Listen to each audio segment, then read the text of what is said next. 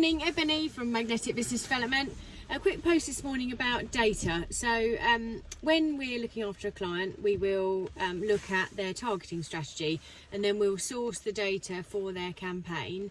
And what the sort of general rule with sales is, if you put crap in, am I allowed to say that, you'll get crap out. So getting your data right from the outset is absolutely imperative to having a good sales pipeline. So when you perhaps you've got a historic database that you've just been churning away at for years and years and years, and you're getting salespeople in and they're just not having any love for that data, and they're just literally making phone calls, and there's no strategy or thought behind the people that you're ringing. Have you ever, here's a good exercise, something to do if you do have a historic database that you're just sort of chipping away at and trying to go after. There's a couple of different things that you can do. So one of them is extract all that data and have a look at it in the cold light of day, and actually remove everybody that you don't think that you'll ever do business with again. Remove anybody that you think that is totally not on target, and then sort of clean your whole database out, and then only put back those companies that you would like yourself or your salesperson to go after. And then, you know, I always think of sales like building a snowball.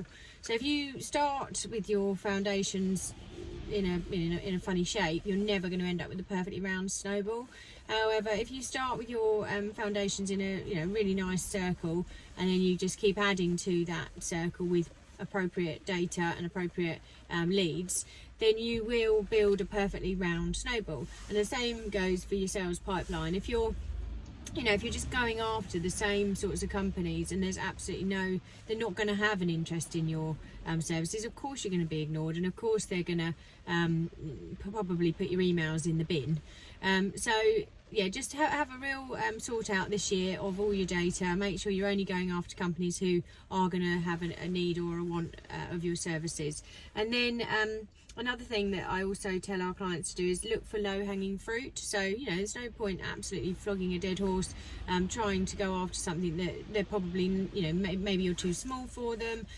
Companies that just will not work with a company like yours, just stop it. Just stop going after those ones.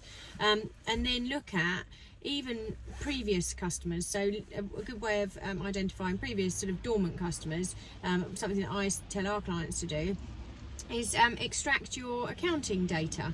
So get your Sage database or your QuickBooks or Xero or whatever it is, and look at all your sort of dormant accounts. So anyone you haven't invoiced in the last, say, 2 years, and then have a look at that data. And then if there's see who's in there that you haven't sold to for a long time, haven't invoiced for a long time, and then you can either reignite those relationships. So obviously, start to forge relationships with them again, or look at your current customers. Here's another one: is looking at your current customers and then seeing where you can cross-sell to them, because a lot of companies nowadays do have multiple service offerings. So one customer might only know you for one of your service offerings, whereas you need to be telling them all about all of your service offerings so that you can cross-sell and maximise your profits with each one.